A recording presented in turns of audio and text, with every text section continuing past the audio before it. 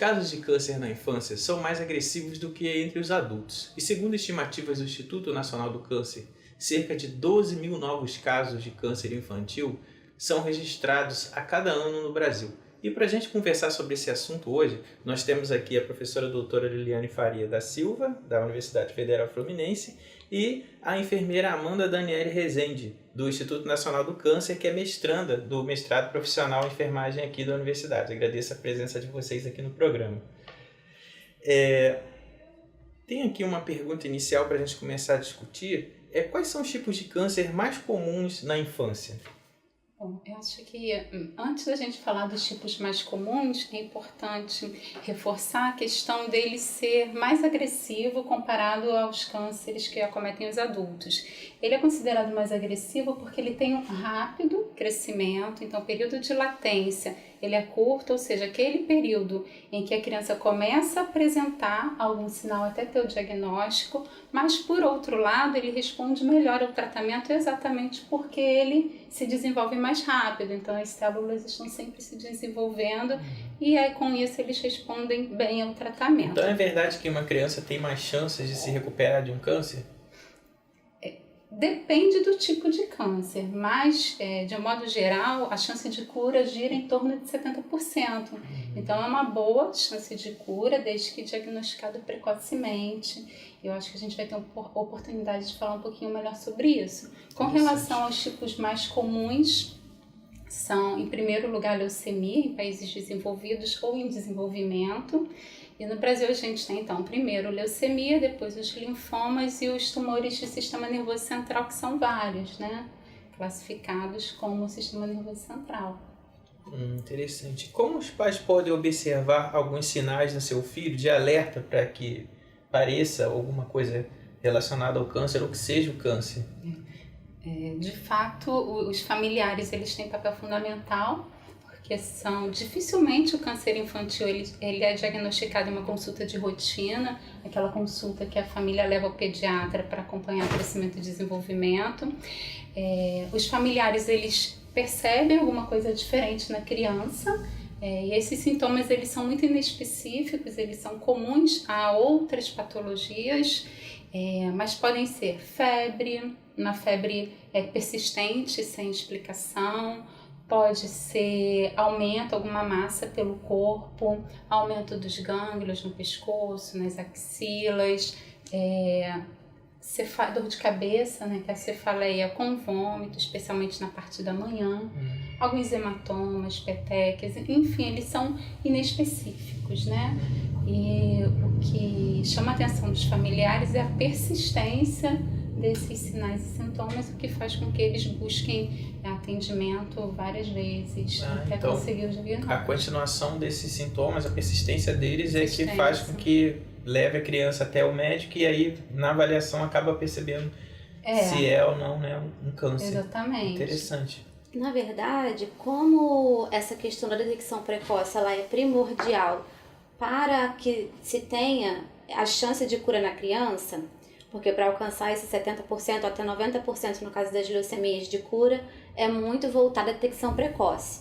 Então, ano passado, o Ministério da Saúde até lançou um manual de detecção precoce que é voltado para a atenção básica, que vem dizendo exatamente isso, vem dizendo quais são os sinais e sintomas mais comuns na infância, que foram esses que a professora Liliane falou, e vem também orientando como que os profissionais da atenção básica vão estar gerenciando esses sintomas para estar referenciando para o oncologista para atenção terciária. Então, tanto as famílias têm acesso a esse manual, porque esse manual fica liberado na internet, né, do Ministério da Saúde, e também para os profissionais de atenção básica, que têm papel primordial de entender que determinados sintomas prolongados já são uma indicação para referenciar para atenção terciária, para estar identificando precocemente, estar iniciando tratamento precoce e aumentando as chances de sobrevida e de cura. Interessante esse papel, né, da atenção primária, realmente porta de entrada. Exatamente. Deveria, né, e com esse manual que deve ter até no Instituto Nacional do Câncer no site, não é? Fica liberado na internet. Provavelmente deve ter no INCA também deve ter, porque disponibiliza para poder todo mundo saber. Mas eu achei muito interessante essa coisa dos sinais, né, que os pais têm que estar atentos. Me lembro algumas vezes de algumas pessoas falarem dos filhos se sentirem fracos, desmaiar. Também tem muitos sinais relacionados à leucemia, né? Essa fraqueza também. Como que é o apoio da família, a família da criança nas unidades de saúde? Tem esse apoio psicológico, acompanhamento para a família? Se a gente for pensar numa unidade de referência que a gente tem no Rio de Janeiro, nesses lugares tem, né? E o que é importante que seja feito? O acolhimento à família, especialmente no momento do diagnóstico, porque a gente sabe que ao receber o diagnóstico, a associação do diagnóstico com a possibilidade de morte é muito clara para as pessoas, né? Então, a orientação, o acolhimento, a informação à família é importante para desconstruir esses conceitos, para a família entender que há possibilidade de cura, que existe tratamento. Então, esse acolhimento é um apoio importante.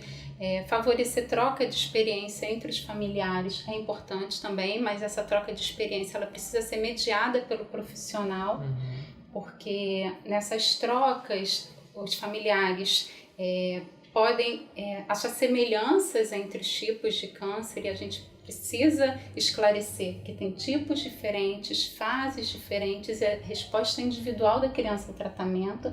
Então, a evolução de uma criança pode não ser, e geralmente não é a mesma que da outra criança.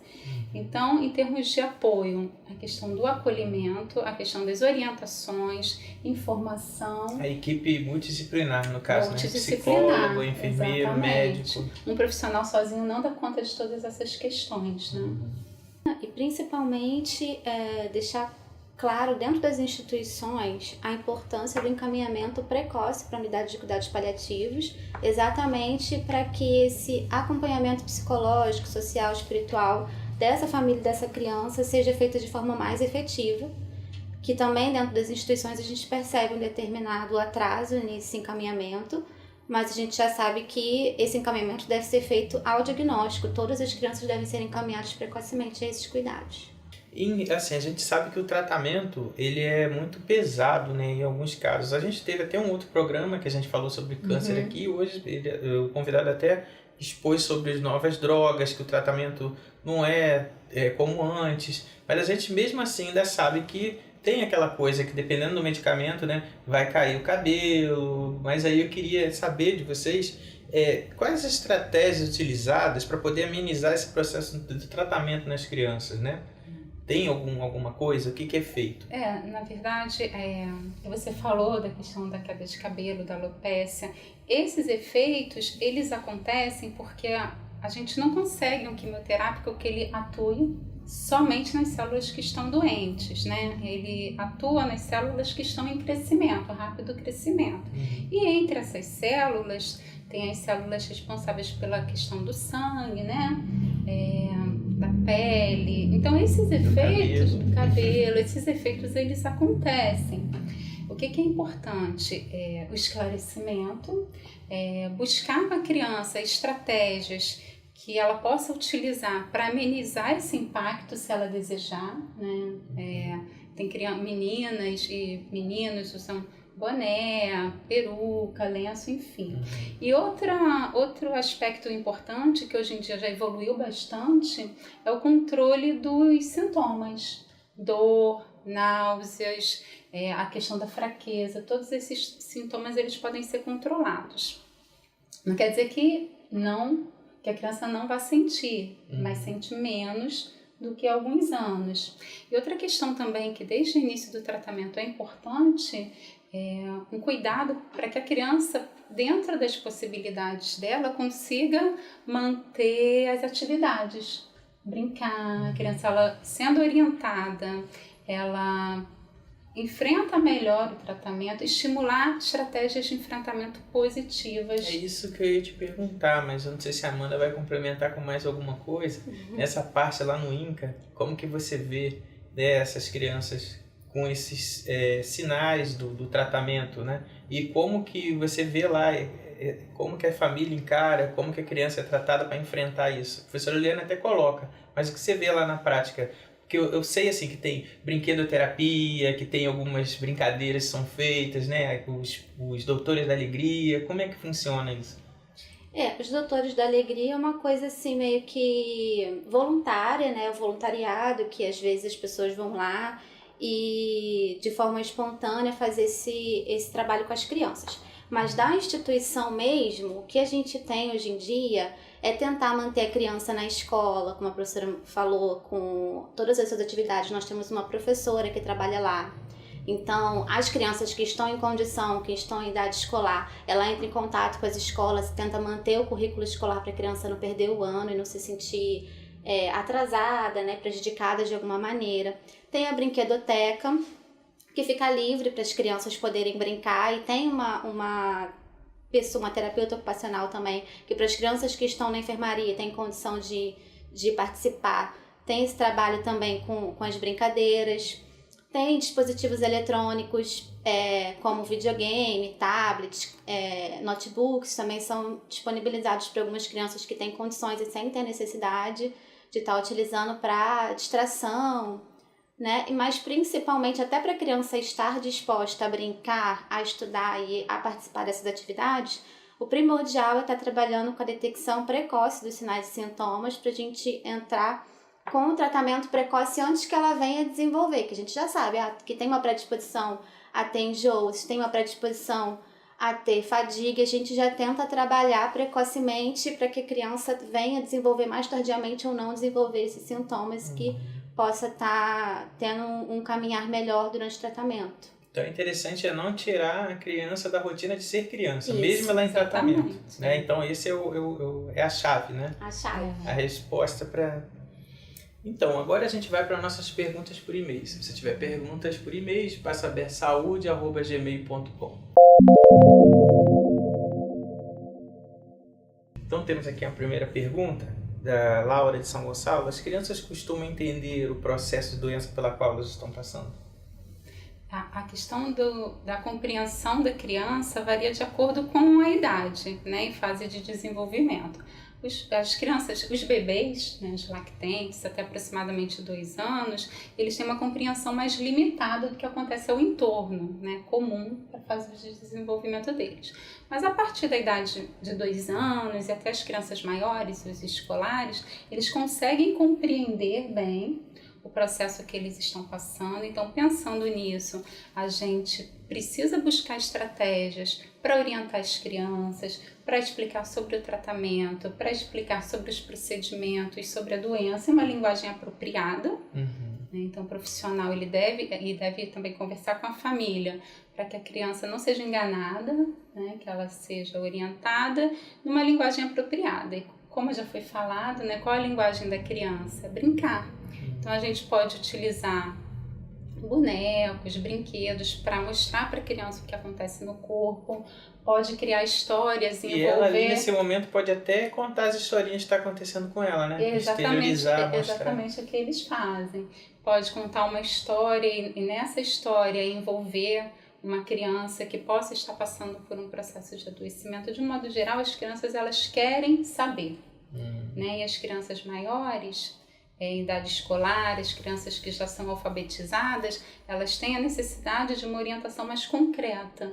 Então, algumas pesquisas mostram que elas sabem que o medicamento vai atuar em células doentes, mas elas querem saber, depois que o medicamento entra no corpo, qual o caminho que ele faz. Então, elas têm essa necessidade de ações mais de demonstrações mesmo, né? Interessante. E para isso a gente pode usar diversos recursos. E o que a gente vê é que as crianças que têm doença crônica, entre elas o câncer, elas acabam tendo uma boa compreensão da doença, do tratamento. Elas começam a usar linguagens que são técnicas.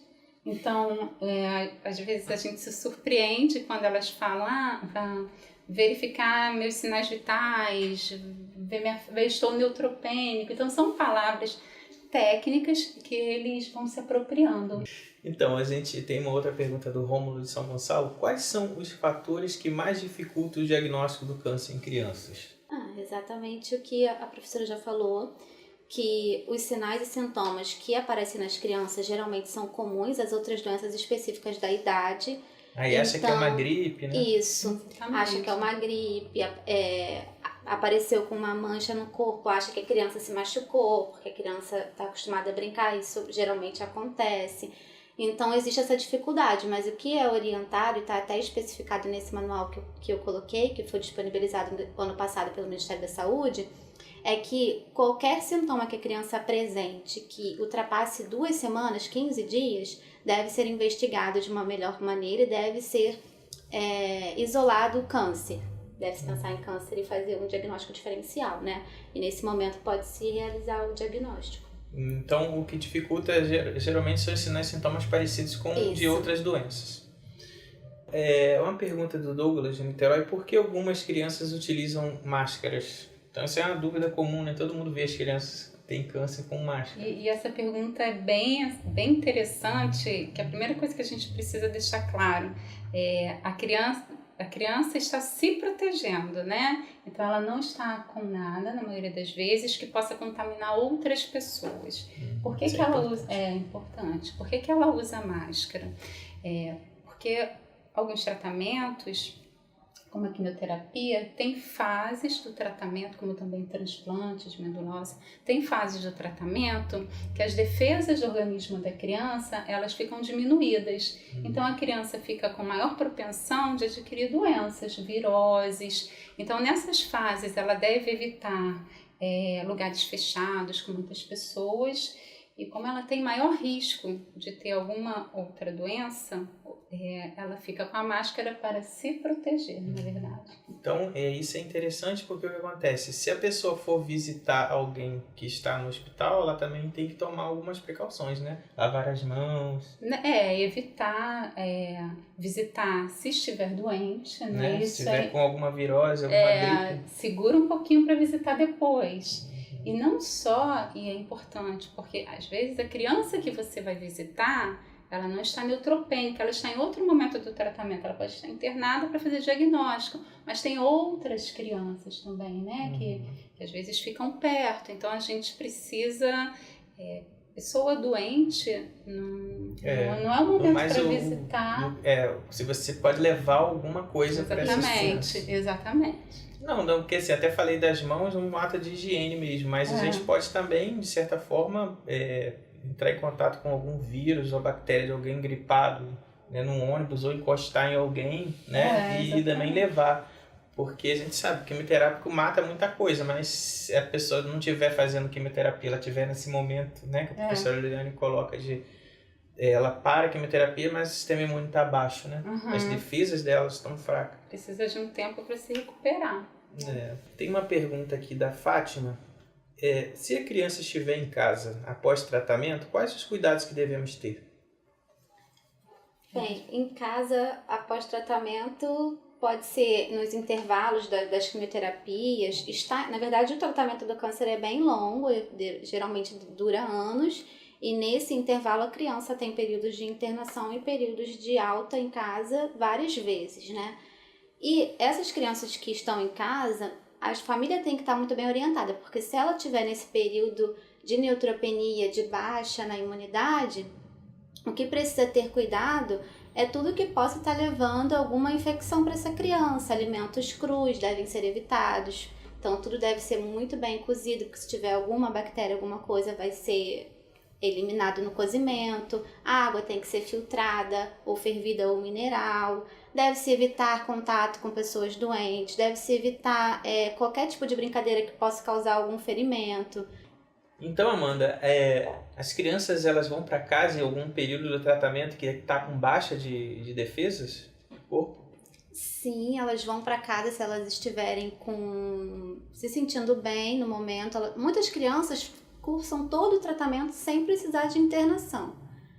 Muitas fazem os ciclos de quimioterapia indo para o hospital durante o dia, fazendo a quimioterapia e voltando para casa, e nesse intervalo ela entra em neutropenia. E ela vai para casa, mas com algumas orientações que as famílias precisam observar, como qualquer sinal de febre, qualquer sinal de piora no estado geral da criança, aí a criança deve ser levada imediatamente para a emergência do hospital para ser avaliada. Fora disso, ela continua em casa, mantendo apenas os cuidados para evitar a infecção de uma forma geral, se alimentando corretamente, com alimentos cozidos, água livre de bactérias, né, fervida ou filtrada, e tendo cuidado de não entrar em contato com pessoas doentes, friagem. Geralmente é orientada a não frequentar a escola nesse período, mas a criança fica em casa sim. Então, a maior parte do tratamento é feita no hospital, como você colocou, não é feita no hospital, fica em casa. Então ela vai para o hospital ambulatorial. Isso. Isso é interessante, né? Porque a gente tem aquele estigma, aquela ideia de que a criança vai ficar sempre hospitalizada, que vai passar por muitos processos ali. Exatamente. Mas na verdade agora, não sei, ou se é mais recente ou não, o tratamento é mais em casa. Isso depende muito do tipo de câncer, né? Existem tipos de câncer que acabam cursando com muitos períodos de internação e internações prolongadas. Mas existem outros tipos mais a menos, ou que tiveram uma detecção muito precoce, que vai acabar não sendo preciso ser internado. Bem, professora, na sua opinião, qual o grande desafio que a gente tem hoje para o tratamento do câncer na criança? O grande desafio é o diagnóstico precoce, né? Porque o câncer infantil, diferente do câncer no adulto, ele não tem uma associação clara com os fatores externos. Tanto é que a gente não tem campanha de prevenção do câncer infantil como tem no adulto, a questão do tabaco relacionado a câncer de pulmão.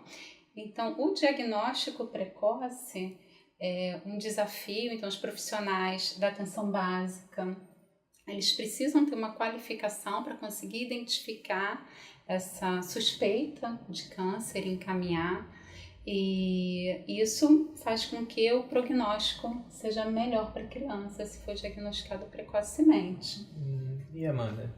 Uma coisa importante em relação a isso é que é tão importante, a chance de cura é tão grande com a detecção precoce. Existe esse sistema de contra-referência e contra-referência, mas ele não funciona com a criança aqui no estado do Rio de Janeiro. Por quê? É tão importante a detecção precoce e a chance de cura é tão grande que a unidade básica, a unidade de pronto atendimento ou outros hospitais podem encaminhar diretamente para o INCA. As crianças são recebidas sem o diagnóstico fechado, em comparação com os adultos que só entram na atenção terciária com o diagnóstico fechado. As crianças não. Muitas crianças a gente recebe e acaba detectando que não é câncer, mas como as chances de cura é tão grande se for câncer, a gente recebe. Então a gente tem... Os profissionais têm que ser muito orientados, daí a preocupação até do Ministério da Saúde em liberar essa cartilha. E capacitação. De que a mínima suspeita de câncer deve ser encaminhado para ser avaliado melhor na atenção terciária, porque se não for câncer, beleza, eles vão acabar voltando para a atenção primária para continuar o tratamento.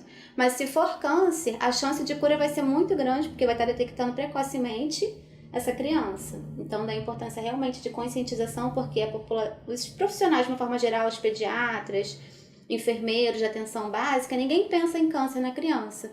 Sempre pensam em outras doenças específicas da infância e acabam demorando muito para diagnosticar e referenciar. E essas crianças podem ser referenciadas sem o diagnóstico fechado. Então, daí a importância na conscientização. Diagnóstico precoce, uma conscientização e a capacitação, né? Isso. Da população para isso. Então, agradeço a professora Eliane e a enfermeira Amanda, mestranda aqui da Universidade Federal Fluminense. Espero que vocês tenham gostado desse programa e até o nosso próximo encontro aqui no Espaço Aberto.